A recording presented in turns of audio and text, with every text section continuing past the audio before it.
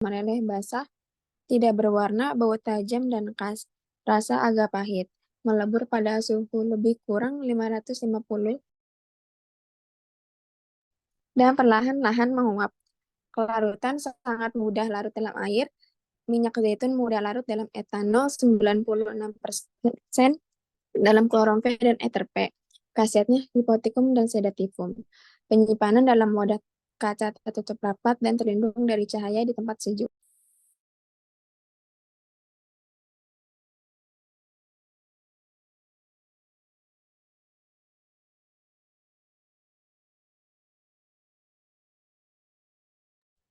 Gelatin, nama lain gelatin pemerian lembaran kepingan serbuk atau butiran, tidak berwarna atau kekuningan pucat, bau dan rasa lemah.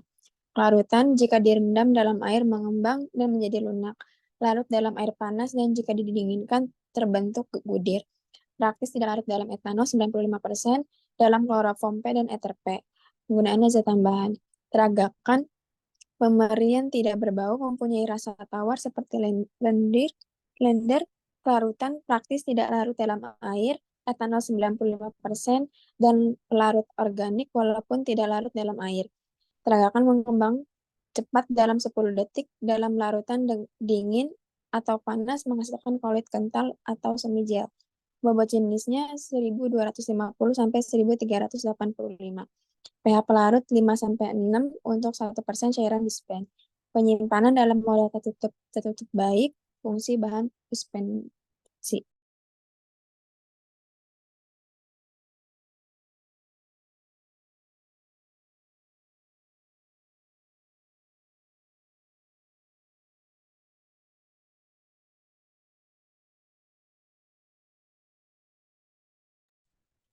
Perhitungan dosis untuk hewan uji.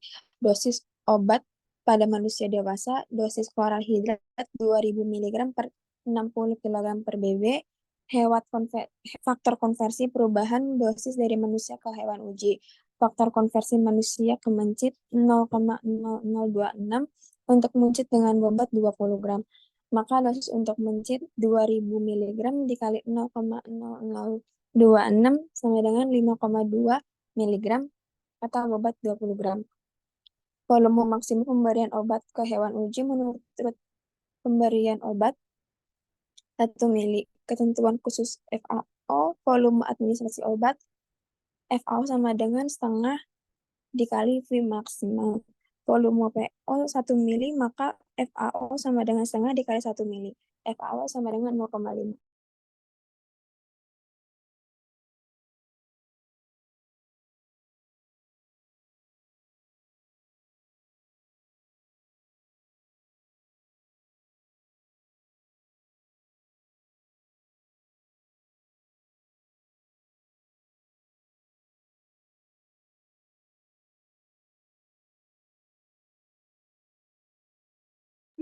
Kemudian selanjutnya kita melakukan tiga tindakan, tiga perlakuan yang berbeda, yaitu yang pertama pada pengental yang digunakan yaitu CMCNA, yang kedua teragakan, dan tiga gelatin. Untuk CMC mencit yang pertama yaitu bobotnya 30 gram per 20 dikali 5,2 mg sama dengan 7,8. 7,8 kemudian kita kalikan 10 agar bisa ditimbang, dilarutkan dalam 5 ml larutan CMCNA 1%, lalu diambil 0,5. Demikian juga mencit kedua dan juga mencit ketiga, di mana bobotnya 38 gram, mencit ketiga 32 gram. Perlakuannya juga sama, dikalikan 10 semuanya, kemudian dilarutkan dalam 5 ml larutan CMCNA 1%, diambil sebanyak 0,5 mili untuk disuntikkan. Kemudian untuk teragakan juga perhitungannya sama, gelatin juga sama. Jadi bobot mencit per 20 untuk bobot rata-rata mencit dikalikan dengan 5,2 mg.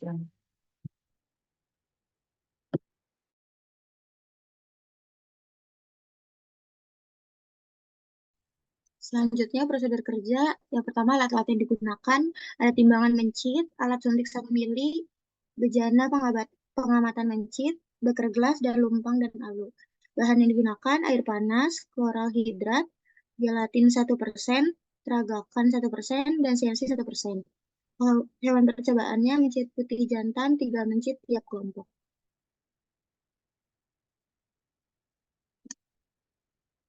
Pembuatan pelarut dalam praktikum ini menggunakan 3 pembawa yang berbeda. Yang pertama adalah larutan gelatin 1%, kedua larutan teragakan 1%, dan yang ketiga larutan CMC 1%. Cara pembuatannya, yang pertama untuk larutan gelatin 1%, ditimbang 1 gram gelatin, larutkan dalam 5 ml air panas, aduk rata, didiamkan selama 5 menit, lalu ditambahkan air 100 ml. Yang kedua, larutan teragakan 1%, ditimbang teragakan 1 gram, kemudian dimasukkan ke dalam lumpang, tambahkan air panas atau dingin 20 ml, terus sampai homogen, lalu tambahkan air 100 ml. Yang ketiga, larutan CMC 1%, ditimbang natrium CMC-nya sebanyak 1 gram, siapkan air panas 20 kalinya atau 20 ml, masukkan air panas ke dalam mortir, lalu taburkan serbuk CMC secara perlahan-lahan ke dalam air panas, sambil diaduk atau digaruk sampai mengembang.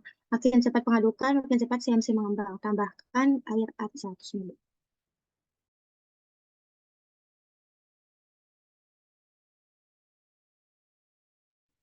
Untuk prosedur praktikum, yang pertama buat larutan gelatin, ragakan, dan CMC 1%. Yang kedua, kloral hidrat didispersikan ke dalam masing-masing larutan gelatin, ragakan, dan CMC. Yang ketiga, hewan uji dibagi dalam 3 kelompok, sediaan diberikan secara oral. Kelompok pertama dari 3 ekor mencit, masing-masing diberikan 0,5 ml per oral gelatin yang sudah didispersikan kloral hidrat ke dalamnya. Yang kelompok 2 dari 3 ekor mencit, masing-masing diberikan 0,5 ml per oral teragakan yang sudah didispersikan kloral hidrat ke dalamnya. Kelompok ketiga dari 3 ekor mencit, masing-masing diberikan 0,5 ml per oral CMC yang sudah didispersikan kloral hidrat ke dalamnya. Yang keempat, pegang mencit pada tengkuknya, jarum oral yang telah diisi 0,5 ml dimasukkan ke dalam mulut mencit melalui langit-langit masuk esofagus, dorong larutan tersebut ke dalam esofagus. Yang kelima, catat waktu pemberian obat, kemudian amati dan catat waktu mulai timbulnya efek atau onset of action, saat hilangnya refleks balik badan atau biasa disebut dengan RBB atau relax reflex. Bila mencit di telentangkan tidak bisa kembali di posisi normal dalam waktu 30 detik. Yang keenam, setelah refleks tersebut hilang dengan melihat mencit sudah mulai terbangun, maka catat waktu tersebut, disebut dengan durasi. Yang 7, hasil pengamatan dari tiap kelompok dikumpulkan dan dibuatkan tabel, kemudian disusun rancangan percobaannya dan dilanjutkan uji statistik terhadap data yang diperoleh. Yang kedelapan, simpulkan bagaimana pengaruh bahan pengental terhadap bioavailabilitas sediaan yang diberikan secara oral.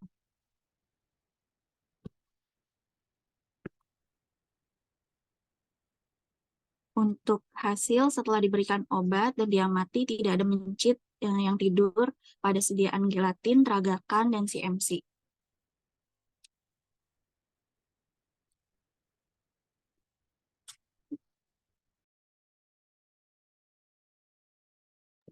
Kemudian selanjutnya untuk pembahasan. Pada praktikum kali ini bertujuan untuk mengamati pengaruh formulasi sediaan terhadap ketersediaan hayati atau bioavailabilitas berdasarkan waktu onset of action atau mulai kerja dan durasi lama kerja obat yang diberikan secara peroral. Dalam praktikum ini menggunakan 3 pembawa yang berbeda, yaitu larutan gelatin 1%, larutan teragakan 1%, dan larutan CMCNA 1%. Didapatkan hasil pengamatan yaitu dari 9 mencit tidak ada satupun mencit yang tertidur atau tidak mengalami efek sedasi dari kloral hidrat. Namun mencit hanya terdiam dan tidak bergerak, namun masih dalam keadaan sadar. Terlihat dari mencit ketika dibalikkan badannya masih bisa membalikkan kembali tubuhnya, sehingga tidak didapatkan data yang kami inginkan. Berdasarkan hasil tersebut, maka dapat kami curigai ada beberapa faktor penyebabnya. Yaitu yang pertama, mencit yang kami pakai sudah pernah digunakan untuk pengujian obat-obat anestesi sebelumnya, sehingga bisa dikatakan mencit sudah lebih kebal terhadap obat tersebut. Kemudian yang kedua, dosis obat masih relatif kurang, walaupun sudah sesuai yang tertera dengan literasi, yaitu dosis kloral hidrat hipnotik sedatif 0,5 sampai 2 gram per 60 kg berat badan manusia. Itu ada di Martindale edisi ke-28 halaman 796 sampai 797. Jika dikonversi ke mencit itu berdasarkan AED, dia 500 sampai 2000 mg per 60 kg berat badan manusia, dikali faktor konversi 37/3 kali 0,02 kg, itu didapatkan 2,06 sampai 8,22 mg per bobot 20 gram mencit. Sedangkan untuk dosis yang kita pakai, menggunakan faktor konversi dari manusia ke mencit, itu 2000 mg dikalikan 0,0026 itu 5,2 mg per 20 gram mencit. Jadi artinya masih menggunakan batas pertengahan, yang mana dosisnya masih bisa dinaikkan sedikit ke batas atas. Kemudian faktor selanjutnya itu kurang telitinya praktikan saat melihat volume yang tertera pada alat suntik atau spuit. Bisa jadi karena tidak sejajar dengan mata sehingga dapat berbeda volume yang disuntikan ke mencit atau yang diberikan per oral. Waktu praktikan yang terbatas. Pemberian obat secara oral membutuhkan waktu yang relatif lebih lama untuk bisa menimbulkan efek dibandingkan dengan rutin pemberian lainnya. Dikarenakan waktu praktikum terbatas, maka kurang dapat mengamati secara keseluruhan efek sedatif dari kloralhidrat. Kemudian dugaan kami juga, zat aktif kloralhidrat banyak terpapar udara. Dikarenakan sifatnya yang higroskopis, sehingga kloralhidrat yang sudah terpakai beberapa kali praktikum, saat kami timbang terlihat agak basah atau banyak terpapar udara. Bisa jadi ini salah satu efek yang menyebabkan tidak sekuat biasanya. Kemudian hal ini tidak sesuai dengan literasi yang kami dapatkan, yaitu bahwa bahan pengantar atau faktor formulasi dapat mempengaruhi bioavailabilitas zat obat berdasarkan jurnal yang kami dapatkan, yaitu Jurnal Internasional Penelitian Farmasi, di mana parameter formulasi dan ketersediaan suspensi farmasi dikatakan bahwa bentuk sediaan cair atau semi padat bifasik, di mana partikel obat padat tidak larut itu terdispersi secara homogen dalam media cair atau semi padat. Obat padat bertindak sebagai fase terdispersi dan cairan atau semi padat sebagai media pendispersi.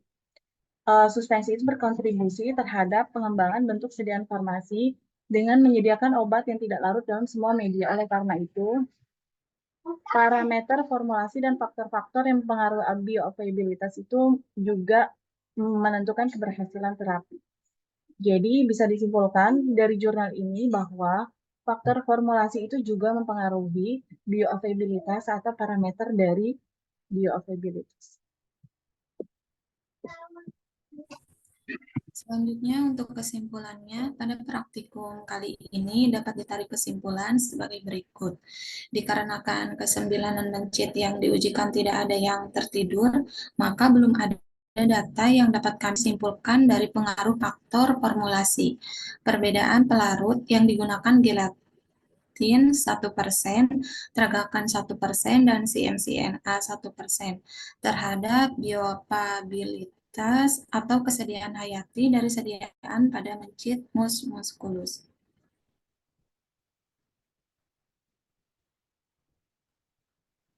Berikutnya rujukan daftar pustaka yang kami gunakan.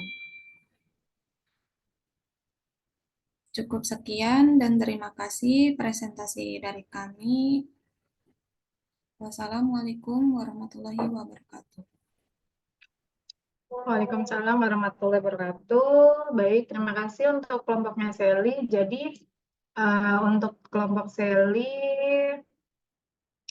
tadi sudah dijelaskan ya beberapa kemungkinan-kemungkinan ya kenapa tidak terjadinya si mencitnya itu tertidur gitu ya. Iya, Oke. Bu, betul, Bu. Untuk yang kelompok 2, tolong di-share cukup pembahasannya saja. Bisa? Kita coba lihat kalau untuk dari kelompok 2 seperti apa pembahasannya dan juga kelompok 3 seperti apa, nanti kita compare. Ya, mungkin kalau hal-hal yang sama tidak perlu dibahas ya. Tapi kalau misalnya dari kelompok 2 mempunyai alasan yang berbeda, nah mungkin kita harus tahu nih. Silakan untuk yang kelompok 2 di-share pembahasannya aja langsung. Baik, Bu.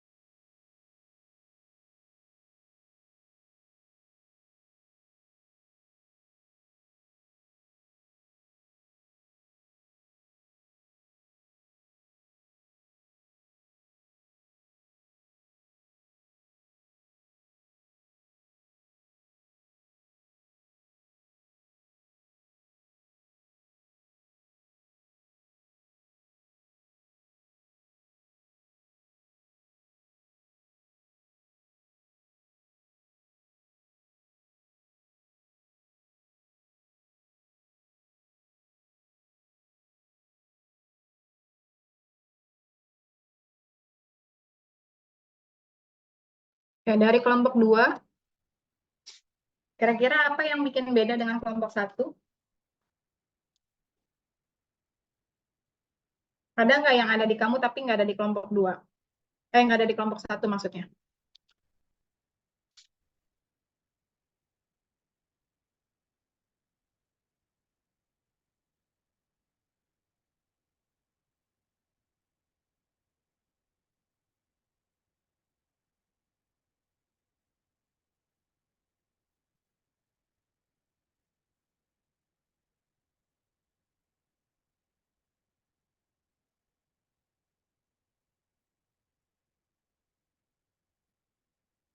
Kelompok 2, apakah semuanya sama? Ada berapa pembahasan? Ini kan baru 2 poin ya. Ada lagi slide berikutnya? Ya, debat ini sama ya. Yang keempat?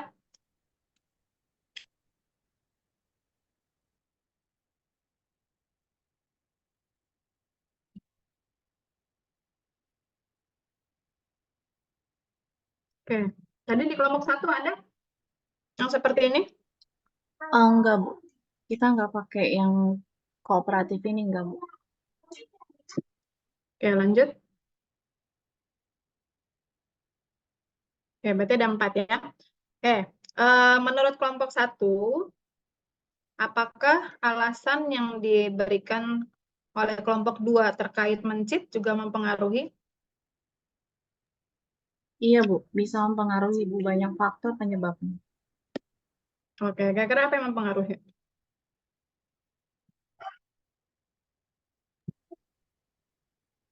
Kalau dari kelompok 1 masih di argumen yang tadi, Bu. Karena mencit sudah pernah digunakan untuk anestesi kloraridra sebelumnya. Sama dosisnya masih pakai yang pertengahan, ya.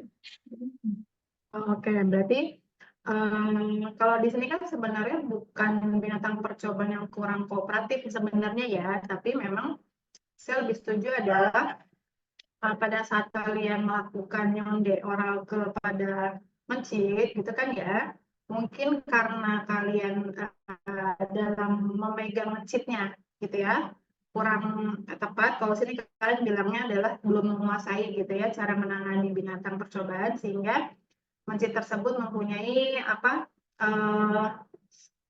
di sini bilangnya serangan ya gitu, sehingga harusnya obat tersebut bisa masuk seluruhnya gitu ya, sekian mili ke dalam hewan, tapi mungkin karena dia gerak-gerak sehingga beberapa dosis tidak bisa masuk ke mencit gitu ya. Jadi ini juga bisa menjadi alasan ataupun tambahan tadi ya, tambahan alasan kenapa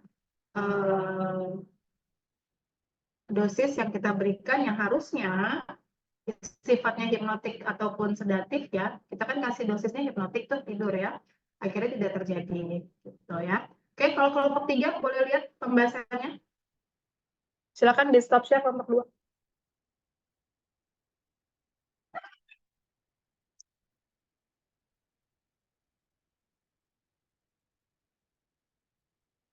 Bentar, Bu ya.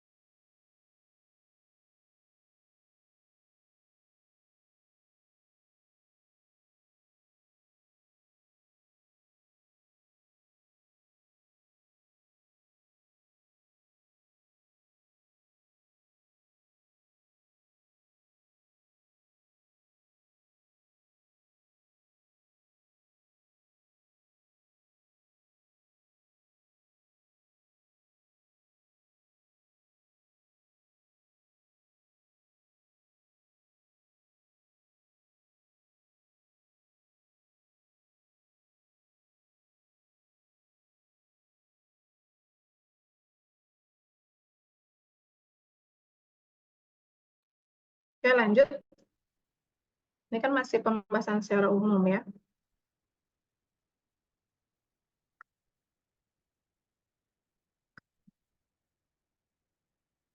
Oke, bisa dijelaskan poin nomor 1? Maksudnya apa?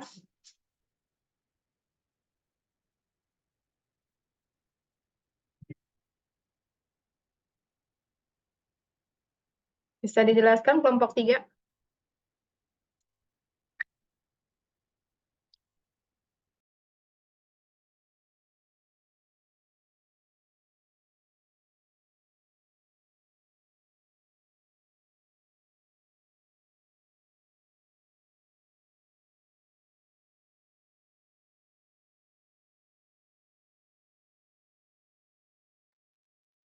Kelompok 3, kan kamu punya 5 poin.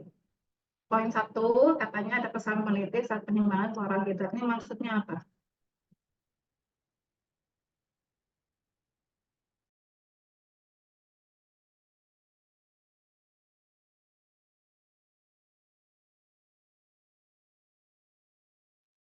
Mungkin saat ditimbang kan Bu harusnya misalnya 7,8 miligram ya Bu. Kemudian pas kita lihat sudah benar, tapi mungkin karena timbangan yang digunakan bukan timbangan analitik, jadi masih ada tingkat kesalahannya Bu. Oh gitu. Berarti kan sebenarnya bukan, kalau memang tadi penjelasan kamu seperti itu, sebenarnya kesalahan bukan pada si peneliti dong. Ya kan? Iya, pada alatnya ya Bu. Oh ya, berarti mungkin kalau kesalahan peneliti, berarti kan peneliti yang tidak benar menimbang. Misalnya harusnya 7,8, mungkin kamu nimbangnya 7,6 gitu ya. Atau itu adalah kesalahan peneliti. Tapi kalau tadi kamu bilang karena kurang akurasinya, penimbangan atau alat timbangan yang ada di kampus, ya mungkin berarti alatnya yang memang kurang akurat. Gitu kan maksudnya ya? Betul Ibu. Ya. Terus untuk yang nomor 2 maksudnya apa tuh? Kesalahan yang bagaimana ya?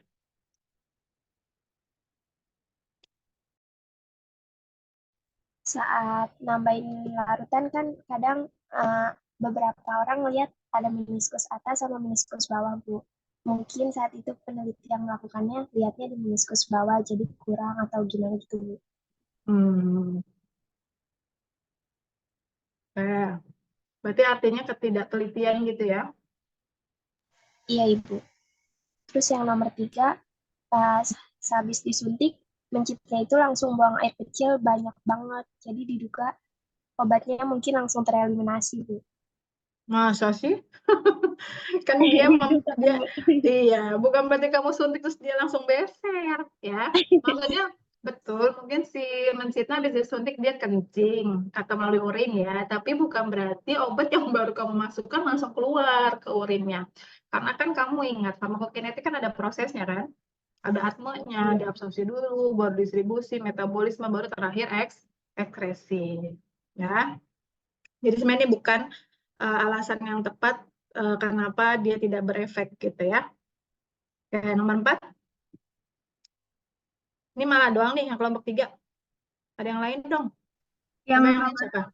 saya Bu, yang nomor Ya, 4 Ananda. itu, Mm-mm. yang nomor 4 itu alasannya tuh sama seperti kelompok 1 Bu, mencit itu udah resisten terhadap fluoride karena mungkin udah banyak melalui percobaan ya Bu ya.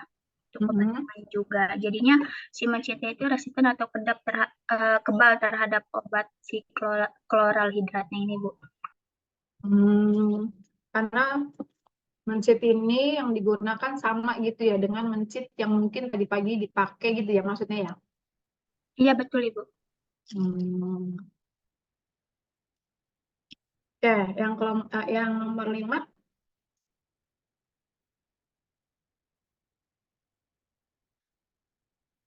Nomor 5 kalau nggak salah tadi sama nih sama kelompok 1 alasannya ya.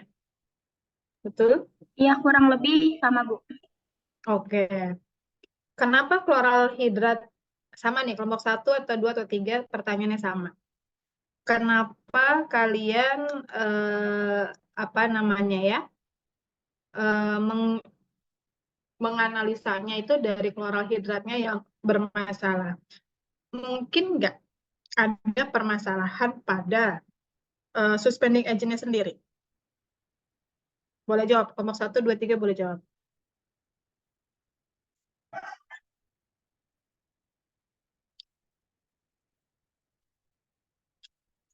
Mungkin nggak?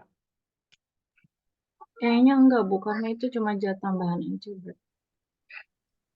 Kan Soalnya just, kalau kloral hidrat itu kan tadi banyak faktor itunya ya, Bu ya. Kesalahannya gitu mulai dari alat timbangnya atau penambahan pelarutnya gitu. Jadi lebih banyak ke zat kloralnya. Oh gitu. Sebenarnya kan tadi udah dijelaskan di kelompok 1 dari jurnal yang ada bahwa faktor formulasi, gitu ya. Faktor formulasi itu dapat mempengaruhi bioavailabilitas, betul? Iya, Bu, betul, Bu. Betul ya. Oke, formulasi di sini kan sebenarnya adalah ya satu paket antara zat aktif dengan zat tambahan. Ya, mungkin saja ya. Makanya tadi saya bilang, oh ini yang dibahas kloral hidratnya gitu ya. Ada kemungkinan juga adalah faktor dari si suspending agent-nya. Gitu. Karena suspending agent ini kan kalau tadi kalian lihat di preformulasi, kelarutan dalam airnya kan dia beda-beda kan? Betul nggak? Pasti Iya, Bu. daya dispersinya juga beda-beda. Gitu ya kan? Nah, selain kloral hidrat, kemungkinan juga mungkin, ya, ini kan kemungkinan ya, itu adalah dari si bahan tambahannya itu sendiri. Satu, bisa dari kualitas bahan tambahannya bisa jadi. Ya kan? Kemudian kedua adalah kalian coba cari di beberapa jurnal kira-kira dengan dosis mungkin 1%, apakah dia sudah maksimal sebagai suspending agent. Gitu. Ya, sehingga dia dapat mendukung kerja dari si kloral hidratnya. Gitu. Ya, artinya tidak hanya kloral hidrat yang mempunyai permasalahan ya, kemungkinan juga dari si suspending agent atau dari bahan tambahannya sendiri. Seperti itu. Nah, kemudian ini kita pakai kemarin pakai media disolusinya suhunya berapa? Masih ingat nggak? Kok disolusi sih? Jadi kemana-mana deh. Nggak, bukan. Coba kalau misalnya tadi pagi juga ada kelompok ya kinetik juga dan ada dua kelompok yang tidur apa namanya mencitnya ya. Sedangkan kalian tidak. Apakah itu salah satu alasan kalian karena mencit yang digunakan sudah resisten terhadap kloral hidrat yang di sore? Padahal yang di pagi tidur. Iya, Bu, kayaknya mencitnya bekas anak pagi. Enggak sih, Bu, karena mencit itu sebelumnya kita kan di praktik farmakologi udah pernah anestesi, Bu, dengan dosis yang lebih tinggi dari yang sekarang kita pakai. Apakah mencit yang di farmakologi sama dengan yang di farmakokinetik? Belum tentu juga sih, Bu, cuman ini faktor dugaan kita, Bu. Ya, mungkin saya juga ada Bu Yuda ya, yang mungkin lebih paham Ya, mencit farmakologi dan izin. Ya izin, saya lagi di luar ruangan, jadi kalau berisik-berisik mohon maaf ya. Oke, jadi kalau saya lebih setuju sama Bu Mary ya, karena dari judulnya saja sudah terlihat ya bahwa kita mau lihat formulasi gitu ya. Jadi sebenarnya yang ditunggu adalah perbedaan antara surfaktan yang satu dengan yang lain gitu. Jadi bukan kita kan tidak membedakan tadi misalnya bahannya sama kloralhidrat semua. Kalau dibilang lengket berarti lengket semua. Lengket semua.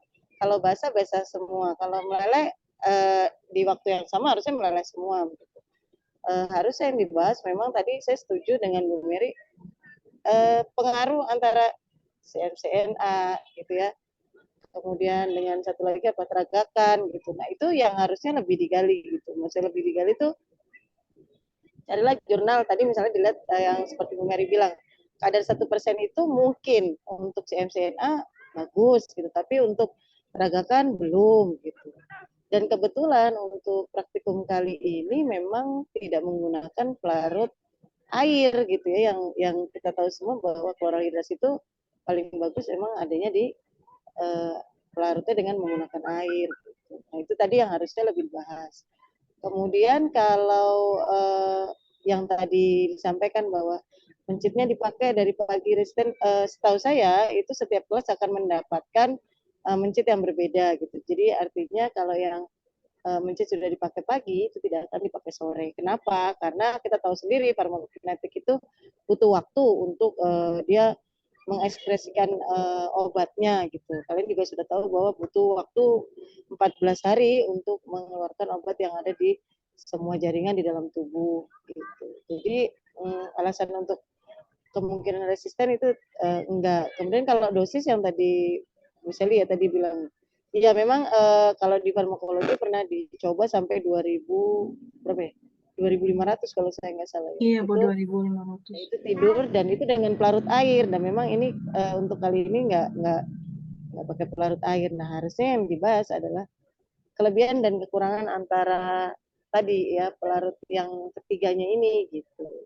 Mungkin saja karena dia bagus kerjanya dengan air. Nah berarti kalau dengan CNC gimana, dengan teragakan gimana? Nah itu yang harusnya lebih dibahas sih. Kalau menurut saya gitu Bu Mary. Ya betul ya.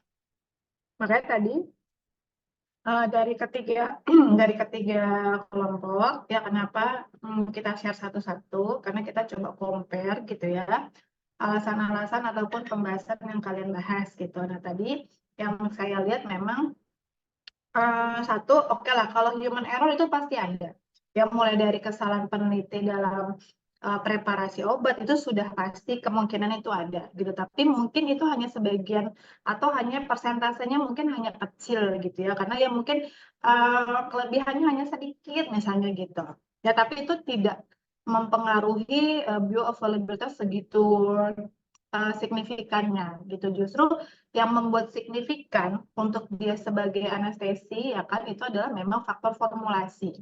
Tadi saya sudah katakan kalau faktor formulasi itu pasti ada bahan aktif dengan bahan tambahan ya. Nah, sini bahan aktifnya sama nih.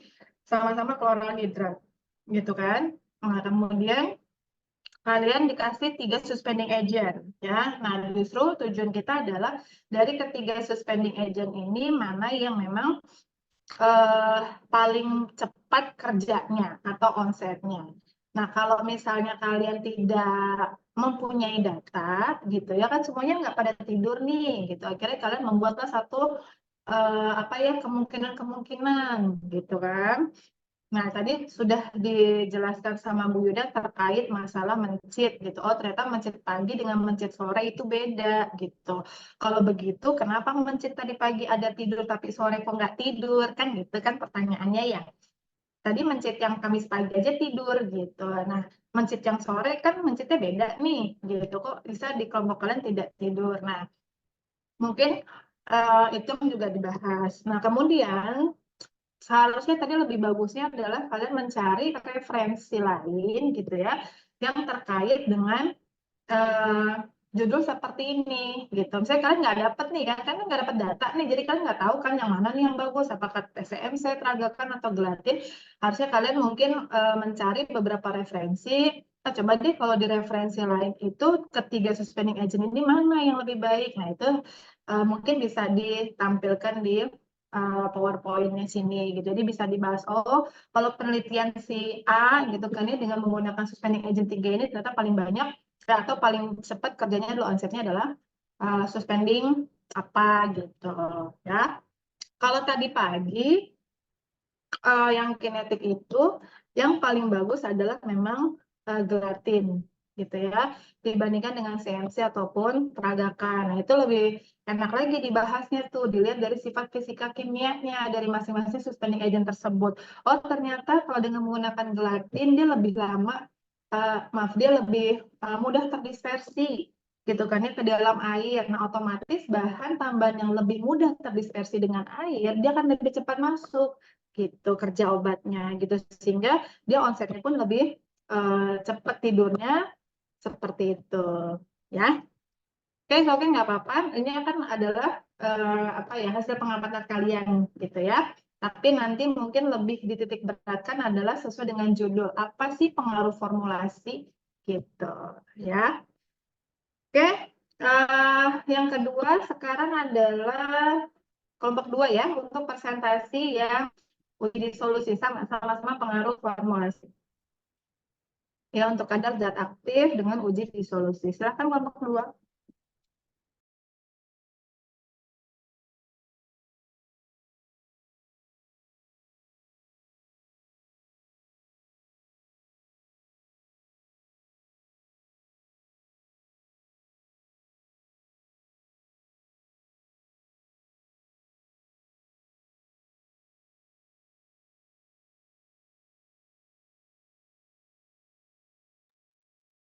Assalamualaikum warahmatullahi wabarakatuh. Selamat sore, kami dari kelompok 2 izin untuk membahas pengaruh faktor formulasi terhadap disolusi sediaan oral secara in vitro.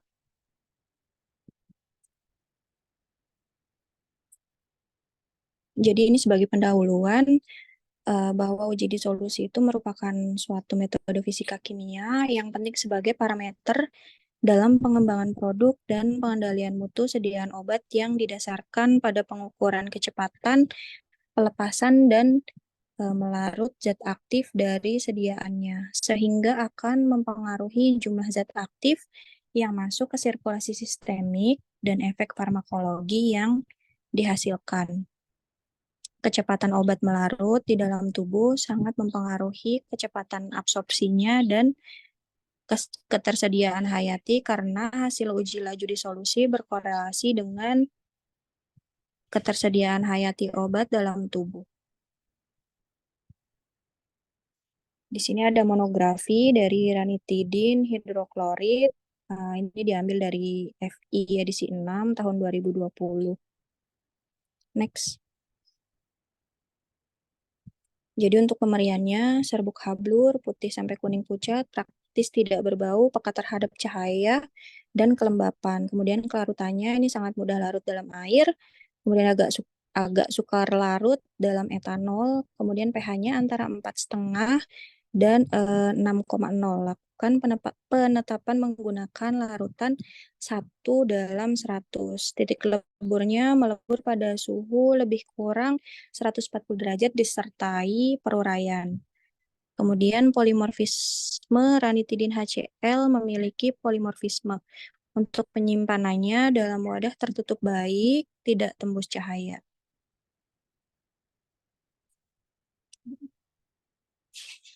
Kemudian definisi dari disolusi didefinisikan sebagai proses suatu zat padat masuk ke dalam pelarut menghasilkan suatu larutan.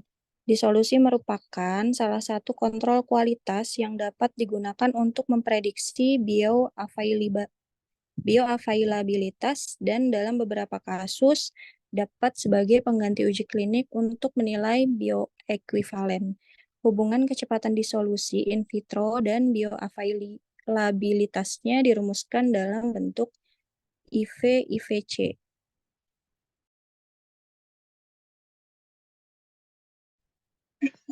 Selanjutnya metode uji disolusi, metode untuk menetapkan laju disolusi zat aktif dari sediaan menurut FI4, yaitu metode basket dan metode dayung. Yang pertama, metode basket, disebut juga metode alat 1. Pada metode ini menunjukkan suatu upaya membatasi posisi bentuk sediaan untuk memberikan kemungkinan maksimum suatu antar permukaan solid cairan yang tetap. Lalu metode dayung disebut juga metode alat 2 yang pada dasarnya terdiri atas batang dan daun pengaduk yang merupakan dayung berputar dengan dimensi tertentu sesuai dengan radius bagian dalam labu dengan dasar bundar. Metode ini dapat mengatasi berbagai kekurangan dari alat tipe 1 dan dapat pula untuk diterapkan sistem otomatisasi. Selanjutnya, faktor-faktor yang mempengaruhi laju disolusi. Yang pertama, faktor fisika yang berpengaruh pada uji pelarutan in vitro, yaitu pengadukan, suhu, medium, kelarutan, wadah, dan vibrasi. Yang kedua, faktor yang berkaitan dengan sifat fisikokimia obat. Sifat fisikokimia dari obat yang mempengaruhi laju disolusi meliputi kelarutan, bentuk kristal, bentuk hidrat solvasi, dan kompleksasi, serta ukuran partikel. Yang ketiga, faktor yang berkaitan dengan formulasi sediaan. Misalnya bentuk sediaan, bahan pembantu, dan cara pengolahan atau processingnya. Sediaan yang kita gunakan pada praktikum kemarin yaitu ranitidin generik, Zantivar, dan Rantin tablet.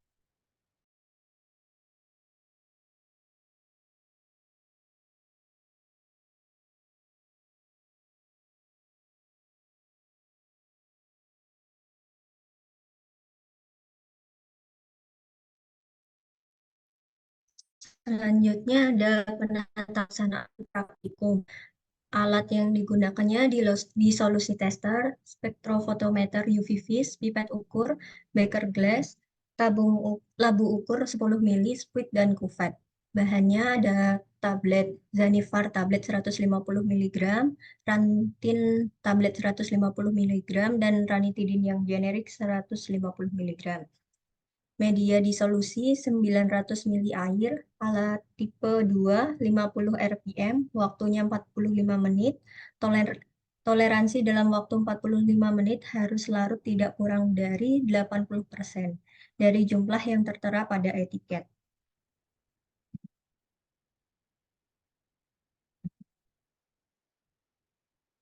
Kemudian prosedur kerjanya, yang pertama, setiap kelompok menggunakan satu sampel uji dengan medium disolusi yang telah ditetapkan. Yang kedua, penentuan profil disolusi. Wadah disolusi atau chamber diisi dengan air dan atur suhu pada 37 derajat Celcius. Kemudian chamber diisi medium disolusi sebanyak 900 mili. Yang ketiga, sampel tablet dimasukkan dalam chamber yang sudah terisi medium disolusi, kemudian alat disolusi diatur pada kecepatan 50 rpm. Yang keempat, larutan sampel diambil sebanyak 5 mili pada menit ke-9, 18, 27, 36, dan 45. Setiap pengambilan harus digantikan dengan medium lagi 5 mili sejumlah yang sama. Larutan tersebut kemudian diambil sebanyak 1 mili, lalu dimasukkan ke dalam labu ukur 10 mili dan dicukupkan volume dengan air hingga 10 mili. Yang kelima, masing-masing larutan diukur serapannya pada panjang gelombang maksimum dengan spektrofotometer UV vis 314 nanometer. Kemudian tentukan kadar zat aktif yang terdisolusi per satuan waktu menggunakan kurva kalibrasi.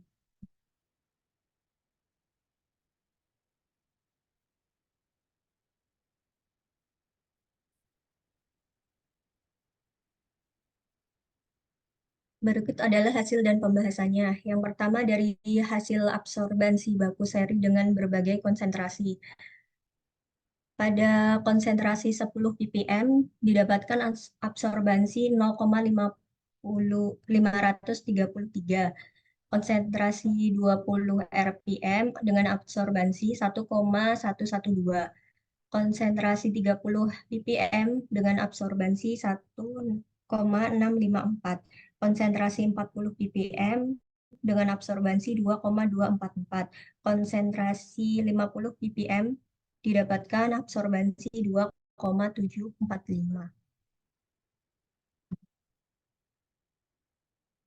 Dan ini adalah kurva kalibrasinya, didapatkan hasil absorbansinya Y sama dengan 0,0556 X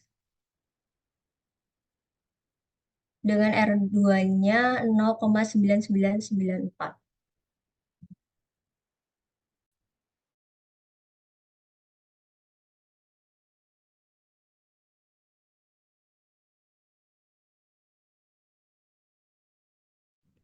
Selanjutnya, hasil absorbansi sampel per menit di menit ke-9 ada invator Zantivar 150 mg, absorbansinya 0,567.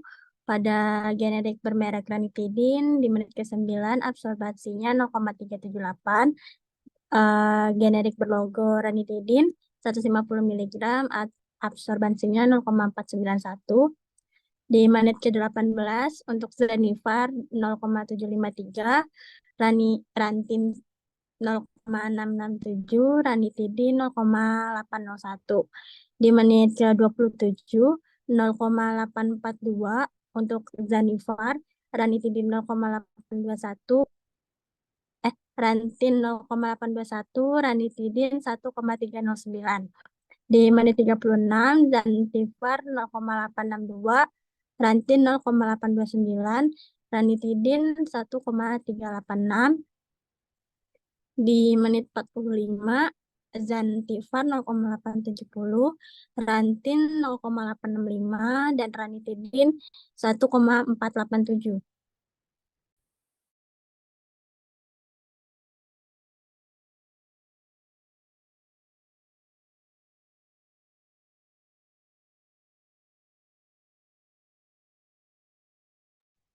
Ini untuk perhitungan kadarnya di menit ke-9 didapatkan hasil 41,76%, di menit ke-18 didapatkan hasil 72,96%, di menit ke-27 hasilnya 89,46%, di menit 36 hasilnya 90,48%, dan di menit ke-45 didapatkan hasil 94,33%. Persyaratan ranitidin HCl dalam waktu 45 menit harus larut tidak kurang dari 80%, ditambah 5 jadi 85%. Hasil dari kelompok 1 adalah 94,33%, artinya memenuhi syarat.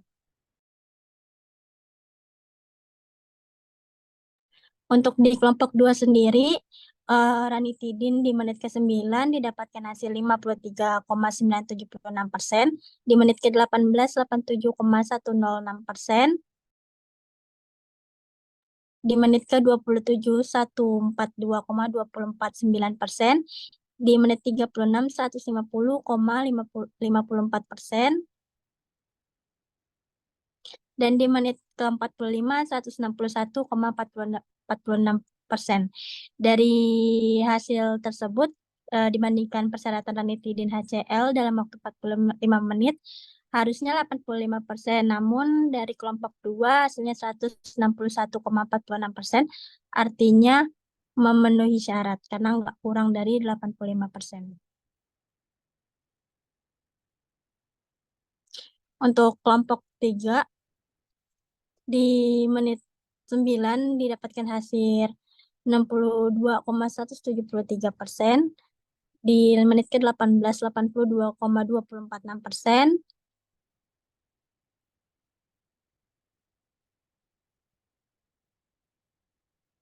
di menit ke-27 91,86%, di menit ke-36 94,0,1%,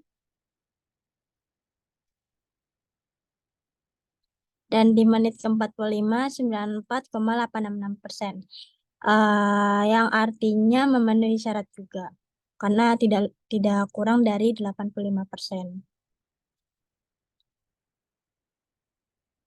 Untuk kadar terdisolusinya di menit ke-9 untuk Zantivar itu didapatkan hasil 62,17%, Rantin 41,76%, Ranitidin 53,98%. Di menit ke-18 untuk Zantivar 82,25%, Rantin 72,96%, Ranitidin 87,10%. Di menit ke-27 Zantivar 91,86%, 89,46% untuk Rantin, Ranitidin 142,25%. Di menit ke-36 Zantivar 94,1%, Rantin 90,48%, Ranitidin 150,54%. Di menit 45 Zantivar 84,87%, Rantin 94,33%, dan Ranitidin 161,46%. Ini untuk kurva kadar disolusi obat. Yang warna kuning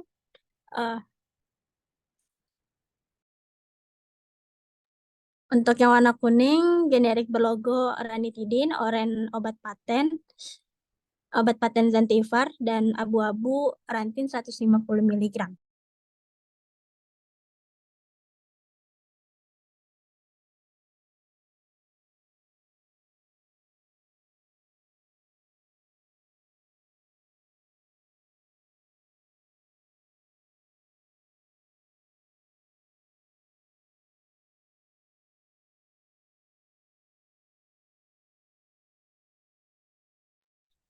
Pembahasannya untuk praktikum kali ini dilakukan pengujian pengaruh formulasi terhadap laju disolusi yang bertujuan untuk mengetahui profil disolusi obat dalam sebagai kondisi pH dan juga pengaruh formulasi sediaan obat terhadap laju disolusi. Sampel yang digunakan itu ada Ranitidin HCl 150 mg yang dikelompokkan menjadi 3 obat inovator, 1 obat generik yaitu Ranitidin, dan 2 obat Zantivar dan Rantin.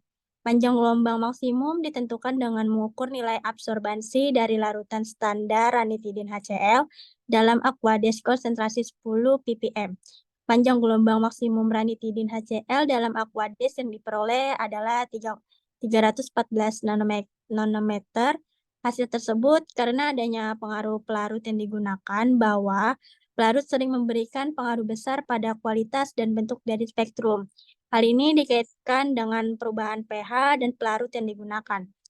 Kurva kalibrasi Ranitidin menghasilkan garis lurus dengan koefisien kolerasi sebesar 0,9994, persamaan regresi linear yang diperoleh Y sama dengan 0,0556X dikurang 0,0092 berdasarkan persamaan Y sama dengan A ditambah BX.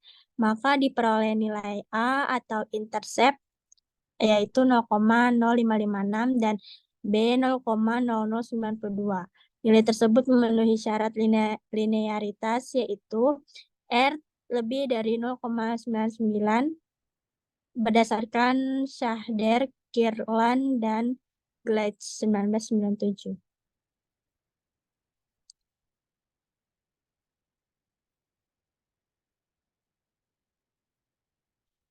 Sampel disolusi diambil pada menit ke-9, 18, 27, 36, dan 45 pada saat pengambilan sampel. Cairan media diganti dengan media yang baru pada suhu dan volume yang sama.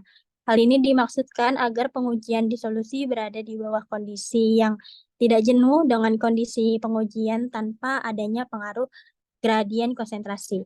Masing-masing sampel dilakukan pengenceran 5 kali dan diukur serapannya pada panjang gelombang 314 nanometer dan dihitung kadarnya dengan menggunakan persamaan regresi Y sama dengan 0,0556X dikurang 0,0092. Persyaratan uji disolusi menurut Farmakope Indonesia edisi 6 yaitu toleransi dalam waktu 45 menit harus larut tidak kurang dari 80% dari jumlah yang tertera pada etiket. Atas dasar yang dikeluarkan oleh Farmakope Indonesia edisi 6, maka 2 obat paten seperti Rantin dan Zantivar, dan 1 obat generik ranitidin, maka dari tablet Rantin dan HCl memenuhi persyaratan disolusi sebagai yang telah ditetapkan, karena tidak ada 1 tablet pun yang kurang dari 80% ditambah 5% berdasarkan nilai Q45 yang diperoleh dari produk paten Zentivar dan Rantin dan generik ranitidin berturut-turut adalah 94,87%, 94,33%, dan 161,46%. Kadar obat generik pada ke-45 lebih besar di antara 2 sampel uji lainnya. Hal ini sejalan dengan kadar obat yang terlepas pada urutan menit kedua juga memiliki kadar yang paling besar di antara kedua obat lainnya. Dengan demikian, obat generik memiliki laju pelepasan awal yang paling cepat di antara 2 obat lainnya, sehingga waktu yang dibutuhkan obat ini untuk menimbulkan efek lebih cepat.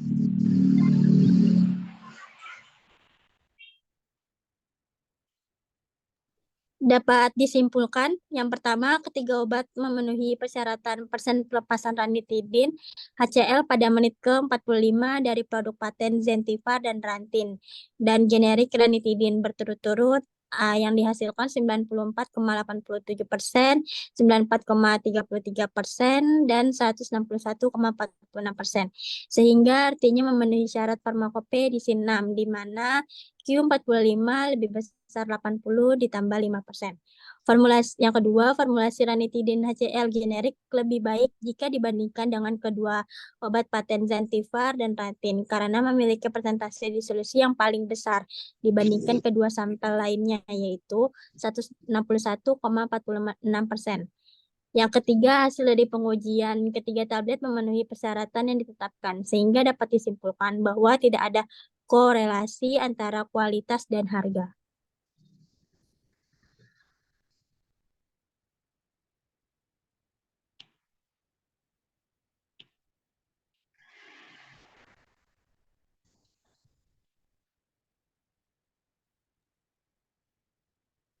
Oke, sudah presentasinya? Kelompok 2. Sekian presentasi dari kelompok 2. Jika ada yang ingin disanggah, dipersilakan. Oke, baik. Terima kasih untuk yang kelompok 2. Jadi, pada intinya semua memenuhi syarat gitu ya? Iya, Bu. Oke, kalau dari 3 tadi yang paling kadarnya yang mendekati 100%? Kelompok 3. Kelompok 3 apa obatnya?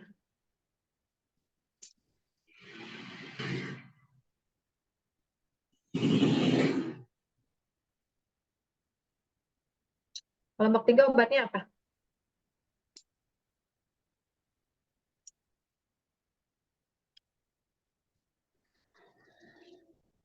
Pakai Zentivar, Bu, yang kelompok 3. Itu yang dia paling bagus ya persennya ya?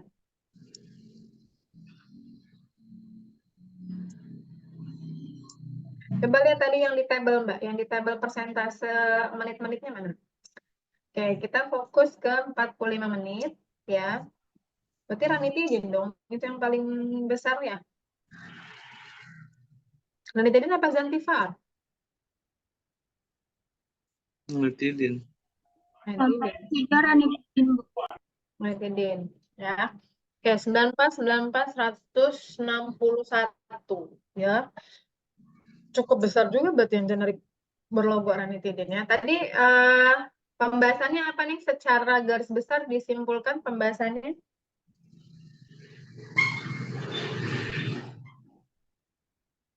Simpulkan aja. Tadi kan kamu narasinya panjang tuh. Jadi intinya apa di pembahasannya?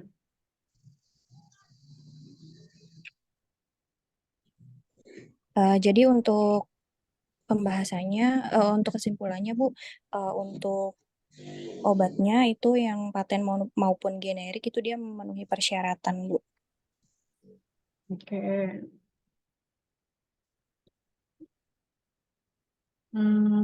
Terus yang bawah itu apa?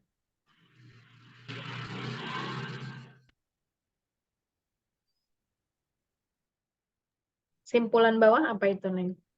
Maksudnya? Kalau yang bawah itu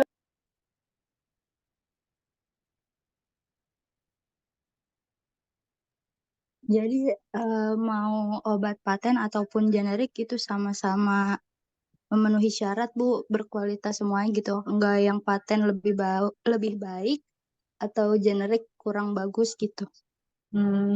Gitu. Oke, jadi ini kalian masih semester berapa? 4 apa 6 ya? Udah 6 ya? Semester 6.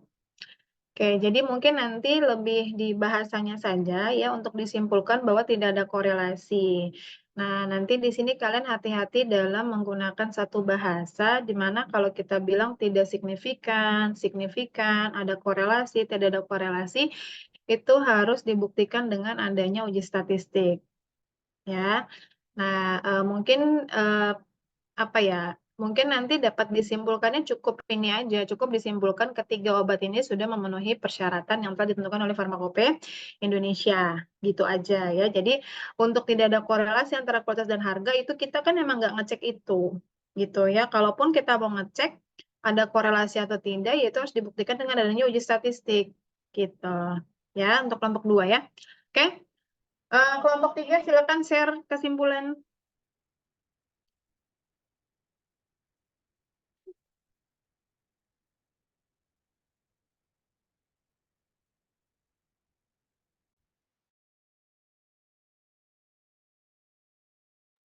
Bentar, Bu.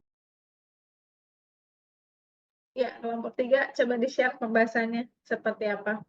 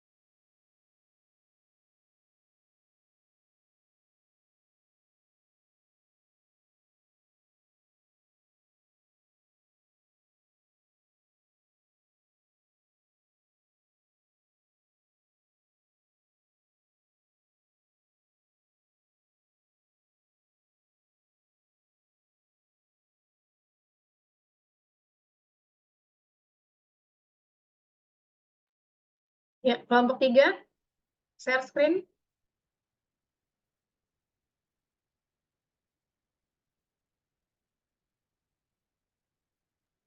Bentar, Bu. Loading, Bu.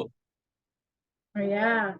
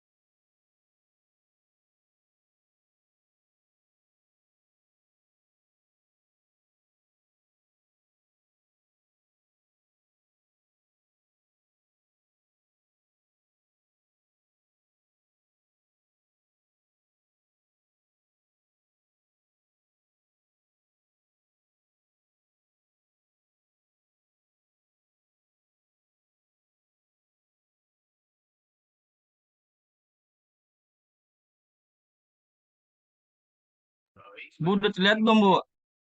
Iya, sudah. Intinya aja, intinya apa itu?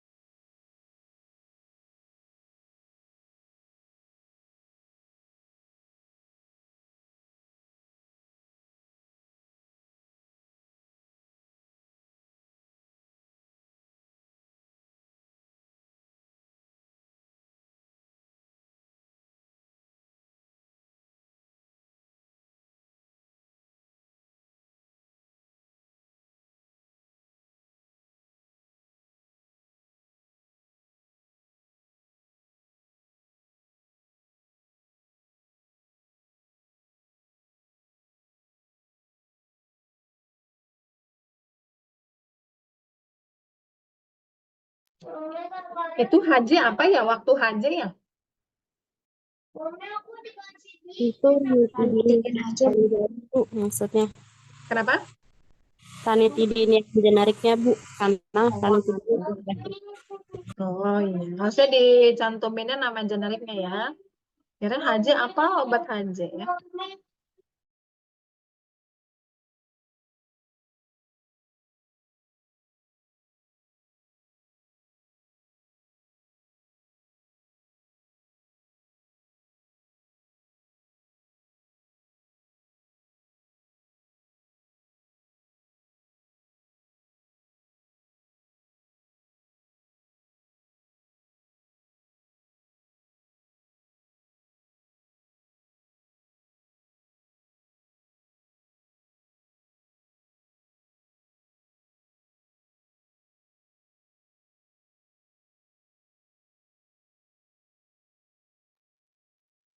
Oke, jadi kurang lebih tadi hampir sama ya. Oke, kalau untuk kelompok 1 bagaimana?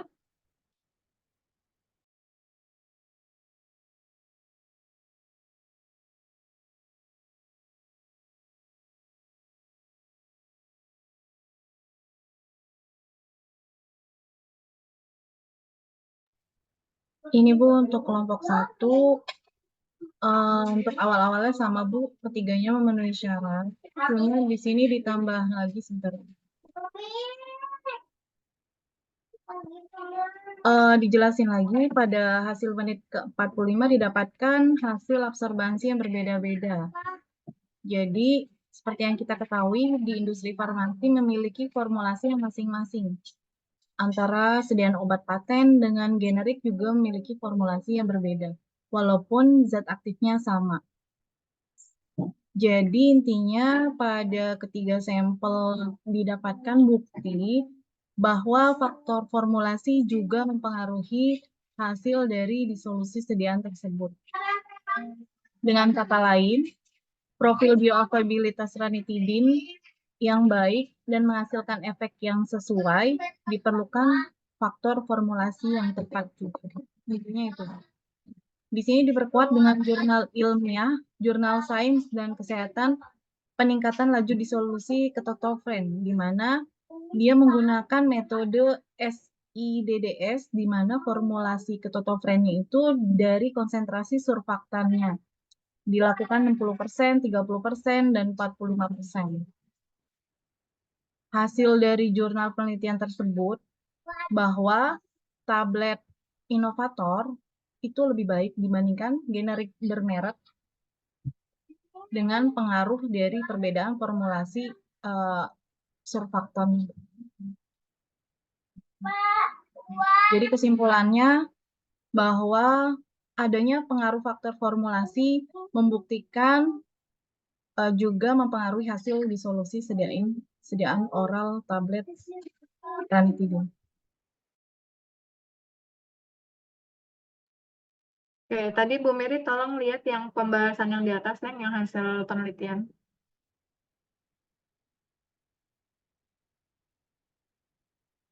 Oke. Mami, aku ingin itu yang ada flying fox. Mami, aku ingin ada flying fox. Kalau dari jurnal ini ya, dikatakan bahwa Mami,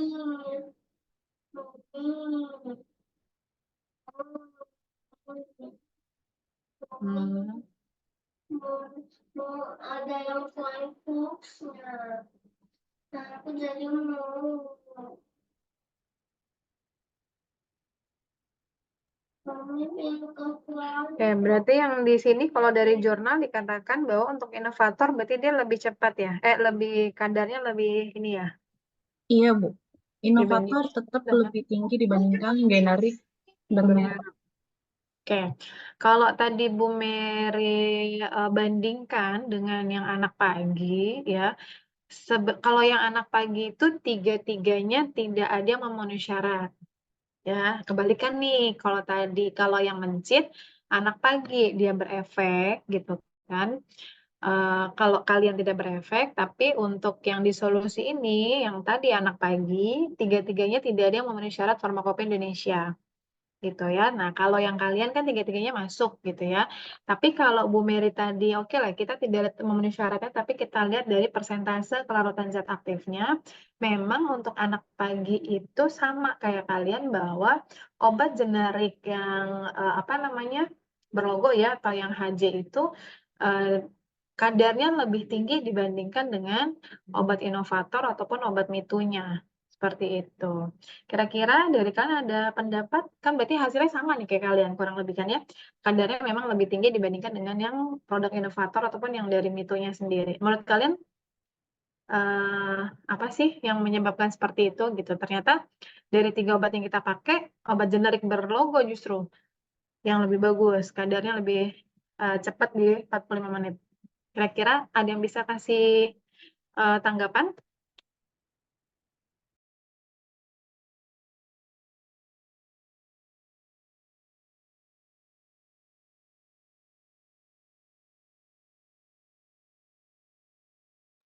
Kalau kita lihat kemarin, Bu, pada saat uji disolusi, itu terlihat untuk produk HJ, ranitidin itu lebih banyak yang hancur ya, Bu.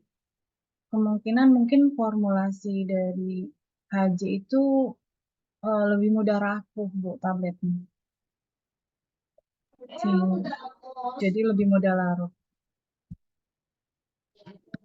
Oke ya, jadi memang di sini sudah dibuktikan juga sih sebenarnya ya kalau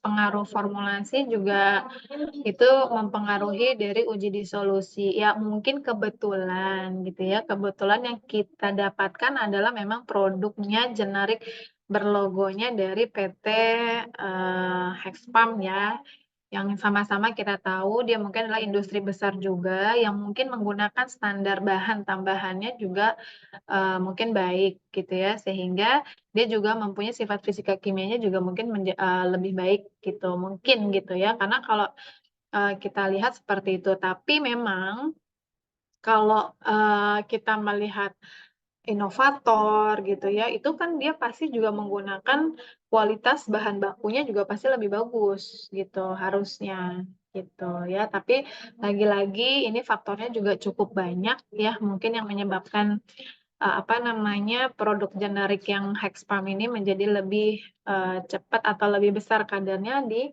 menit ke-45 gitu ya. Tapi kalau tadi masalah memenuhi syarat atau tidak memenuhi syarat, ya tadi kalau di pagi itu lebih banyak dibahas adalah kenapa tidak memenuhi syarat gitu. Padahal 3 obat ini kan sudah launching di pasaran yang harusnya sudah terbukti ya, sudah teruji di 45 menit harusnya dia memang sudah memenuhi syarat gitu. Lebih ke situ. Tapi kalau tadi saya cari compare antara pagi dengan sore ya. Kalau siang saya nggak tahu deh karena bukan saya yang pegang. Tadi saya lihat ternyata datanya si generic Hexpalm ini memang selalu lebih tinggi gitu konsentrasi kelarutannya zat aktifnya gitu ya. Oke. Bu Yuda mungkin ada tambahan, masih bergabung Bu Yuda? Masih, tapi ya hampir sama lah kebetulan karena kan memang harusnya untuk obat yang Inovator. inovatornya kan memang harusnya Zantac ya tadinya, tapi karena Zantac discontinue makanya kita tidak bisa bandingkan itu gitu. Harusnya kan harusnya kalau membandingkan adalah Zantac, Rantin, baru ranitidin. Nah gitu, jadi kita bisa bahasnya agak ini karena Zantac sekarang sudah discontinue, makanya kita memang cuma bisa bahas di Rantin. Rantin sendiri kan sebenarnya juga itu ya sebenarnya ya, walaupun mitunya bagus gitu. Nah yang mungkin itu kemudian yang kalau tadi dibilang generiknya lebih ini daripada yang Zantivar ya tadi ya. Yaitu karena sekarang generik kan juga punya apa ya standar cukup tinggi gitu untuk pembuatannya. Jadi ya kadang-kadang malah mitunya itu yang mohon maaf kayak asal-asalan atau gimana gitu. Jadi hampir kalau kita bicara standar malah kemungkinan gitu sekarang ini hampir sama gitu antara generik berlogo dengan yang mitunya ya tadi gitu sih kalau menurut saya kalau yang Iya. Ya, jadi memang pada intinya seperti itu gitu ya. Tadi yang tadi saya bilang mungkin ini kan kemungkinan, bukan berarti saya pro dengan Hexpalm Jaya gitu, bukan gitu ya. Tapi mungkin karena industri ini kan cukup, kalau nggak salah ini anak buahnya Kalbe Pharma ya Bu Ida ya, Hexpalm ya. Kayaknya ya. Iya, kayaknya Iya, bukan cabang Kalbe. Ya kan dia anak-anak buah Kalbe Pharma yang pastinya ya tadi bilang standar kualitas untuk bahan bakunya juga mungkin diperhatikan walaupun dia adalah generik gitu ya. Jadi kalau Zantivar kan bukan dari Kalbe ya. Zantivar kemarin dari mana ya? Lupa saya. Mungkin ada yang tahu kelompok 1 Zantivar? Dari Ivars. Oh, Hifars ya. Ya mungkin ya. Itu kan hanya kemungkinan, kita kan nggak tahu tapi bahan kualitas yang digunakannya itu apa walaupun dia adalah produk inovator gitu. Mungkin Hexpalm atau Kalbe mempunyai standar kualitas yang cukup baik gitu sehingga kalau kita bandingkan dengan Zantivar yang harusnya dia lebih bagus gitu kan. Tapi setelah kita uji di solusi ternyata di solusinya si ranitidin lebih baik gitu ya. Oke, saya rasa cukup Bu Ida ya. Iya, kalau untuk tablet. Oke, baik. Karena absensi sama siapa ya, Bu? Saya lupa. Ntar saya cek dulu deh. Oke, sama saya deh. Iya. Oke, sama saya deh. Tablet jadinya. Absennya kayak sama saya bentar. Saya buka dulu. Kita hitung aja. Ibu mau nanya boleh nggak, Bu? Boleh. Kalau untuk UTS, nanti kita teori atau praktek? Bu Yuda saya lupa. Tahun lalu kita teori ya, Bu? Teori, tapi ini bukan GR-GR ini, cuma kalau nggak salah take home ya Bu Mary ya? Lupa saya. Oh gitu. Karena lupa saya juga. Setahu saya sih dari ketua timnya belum ada arahan ya. Baru yang ada arahan tuh farmakoterapi Bu, yang take home. Kalau yang kinetik ini belum ada arahan, tapi nanti gini aja Pak Felix, kalau kita hilangnya ya nanti kita kabarkan. Iya, Bu. Oke, saya absen dulu. Di Hayu ada? Hadir, Ibu. Anita? Hadir, Bu. Mala? Hadir, Bu. Romli? Hadir, Bu. Jarang ada nih Romli nih. Yulita? Hadir, Bu. Ravelina? Hadir, Bu.